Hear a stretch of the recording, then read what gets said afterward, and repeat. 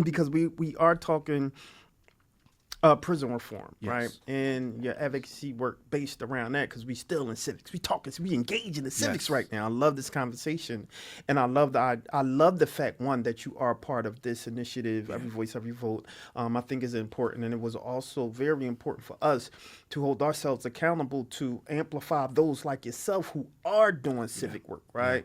And within those communities, amplifying those voices. So kudos to you for doing that.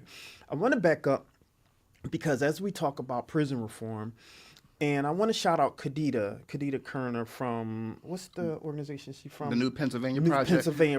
Kadida's the homie. Absolutely. She is amazing, so I want to give her props. But I want to just acknowledge her, because she came on a show and was talking about a lot of things that formerly incarcerated citizens who come back, returning citizens, felt that they were not able to vote. That's right.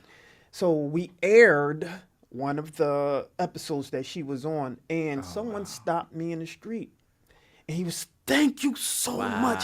Yo, I couldn't, I mean, he had a heavy accent, but he was just thanking us for amplifying that information that he didn't know. He said he did not know that he was able to vote. And it was because of that episode by Kadida that he understood that though he was formerly incarcerated, now he was able to vote. He's home. Now. Absolutely. Thank so you I'm for talk doing about that. Absolutely. I appreciate that. Because that's a big part of the fight, right? Like, so I started Penn Franchise in 2022, pardon me, end of 2021. And basically the reason for Penn Franchise was because in 2020, out of roughly 30,000 people that are incarcerated in county jails throughout Pennsylvania, eligible voters in county jails, 30,000, between 25 and 30,000.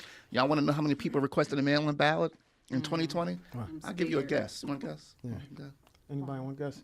1, 5. Okay. All right. Y'all, I appreciate the pessimism. 52.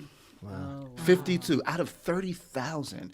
Wow. And the reason for that is because, like you said, they don't know. And you're talking about people that are home, right, that may have had felony convictions, such as myself.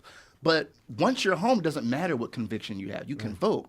So people that are serving misdemeanor time and awaiting trial at the county level can vote, but they don't. And so we've been going into the prisons for the last couple of years, sending people in to do voter registration. We have a bill out. Well, we had a bill out, HB 1756. The new session started, so we have to reintroduce it. But essentially, it's a bill to codify and create the processes and procedures to vote while incarcerated so people can do it. Wow. We brought Jesse Jackson into Dauphin County Prison in November to have him register voters and just do a educational component. People were so grateful. We registered a bunch of voters, but we want to continue to replicate that over the next few years. The last thing I'll say about voting is that it doesn't stop at incarceration, even when you're home. One of the populations that we forget about, that I forgot about, that became apparent to me are people that are on parole and probation and house arrest. I had a pastor that I grew up with call me and say, we have a guy, a parishioner who did several years. I think he maybe did over a decade. He's home, but he's on house arrest, and his PO won't let him vote. So I talked to the guy. The guy says, well, my PO is telling me I can't vote because I'm a 3-time felon. I said, but you're home, right? Yeah. I said, well, you can vote. He said, well, he won't let me go. I said, give me his email address. I know that's right. Let's go. So I emailed him. Let's go. I said, round of applause for that. Thank you. I appreciate that. Let's go. Bars. Let's go. Bro, I'm not playing with these people. And look, any opportunity I get to bother them, I'm gonna do it. Let's go. Irk them a little bit. Petty Murphy over here. It's another story. Another round of applause for that. Petty Murphy, we love that. But I emailed him. I told him, look, I gave him the law. I said, listen, according to, I cited a statute. Right? I don't remember what it is off the top, but I had to do a cut and paste job and put it in there. And I said, any person that's home, whether they have a felony conviction or 20 felony convictions, as long as they're home, they can vote. Wow. So he emailed me back. He said, I appreciate it. We're all good. And then the guy called me and said the PO let him do it. Wow. But my question was, how many other people is he saying that to? Take it a step further. How many people are being told that systemically by parole and probation officers?